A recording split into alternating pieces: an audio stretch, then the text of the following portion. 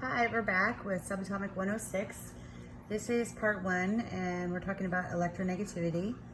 So I just set up this little reminder here at the top that effective nuclear charge is the attractive force an element has upon its electrons, and that determines 4 traits about elements. First is atomic radius, second is ionization energy, third is electronegativity, and fourth is electron affinity. So the topic of these notes is electronegativity and electron affinity. And so part 1 of 106, this is electronegativity. And just one thing we want to remember is that, quick review, and that is that a covalent bond is a shared pair of electrons.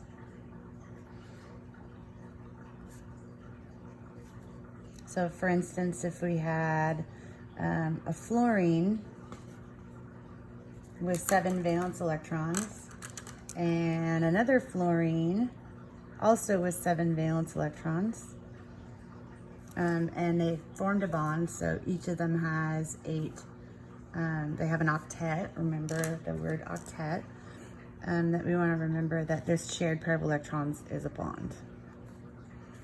Covalent bond. Okay, so definition for electronegativity is the ability of an element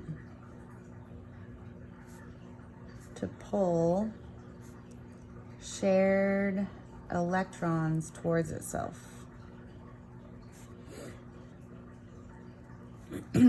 So kind of like a measure of how crappy a sharer it is. I'm sure we all know people in life who are bad sharers, right? So electronegativity is a measure of how bad a sharer an atom is. So the general trend is that as effective nuclear charge goes up, so does electronegativity.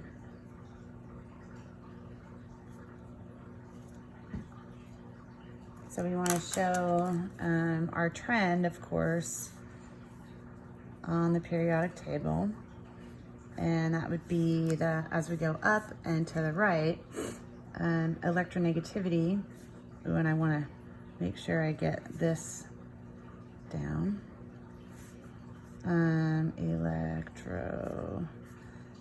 Electronegativity is increasing. Okay, so one thing we want to remember is that in general, noble gases are not included in electronegativity.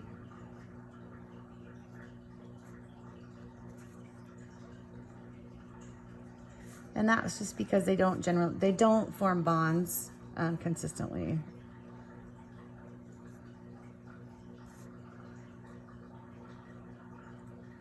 On some tables of electronegativity, you will see xenon as having a value for electronegativity, but xenon can be the exception here. As xenon will form bonds with highly electronegative elements like fluorine and oxygen. So the star of the show with electronegativity is fluorine. So fluorine is the most electronegative. And then down here, francium would be the least electronegative. So fluorine's a really bad sharer of electrons, where francium is a really good sharer of electrons. Okay, so one other thing that you want to remember with this electronegativity is that, and I'm going to shorten this to E and EG, can determine something called polarity of a bond.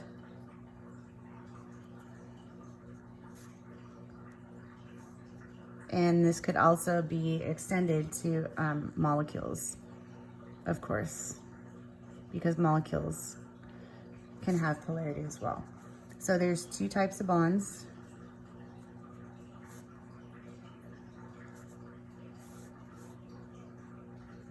And I'm gonna put a caret in here and say covalent, because there are actually like more types of bonds. Whoops. Okay, so there's two types of covalent bonds. One is where the electronegativity of the elements in the bond is the same.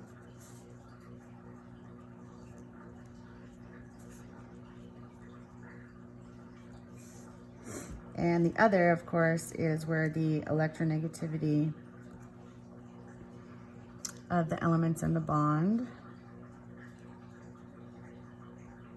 is different. Okay, so this is where they are sharing perfectly, perfect sharing, and this is where they're sharing not perfectly. So here the electrons are shared equally. And over here, the electrons spend more time with the more electronegative element.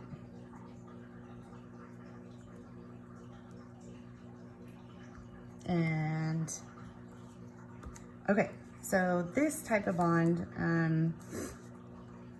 is called a non-polar bond. And this type of bond, where the electrons are spending more time with the more electronegative element, this is called a polar bond. Just like a polar bear, only a polar bond. And something you want to remember about polar bonds is that because the electrons have a negative charge,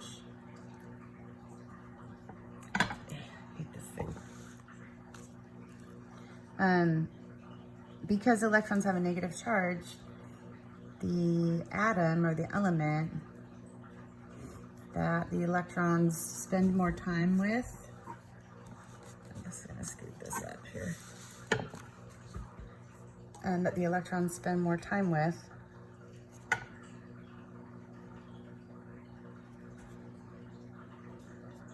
gets a partial negative charge.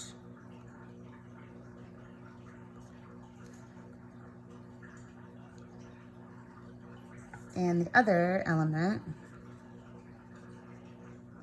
gets a partial positive charge.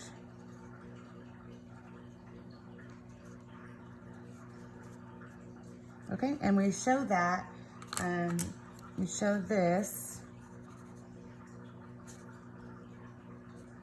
with a dipole vector.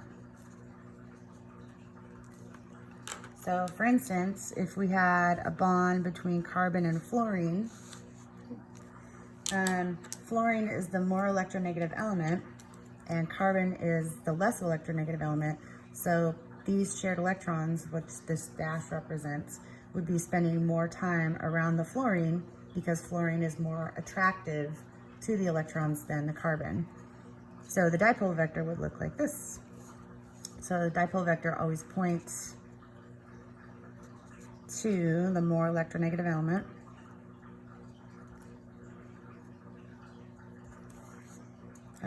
You can also show, and then you get a partial positive on the carbon, and that's what the little cross is for.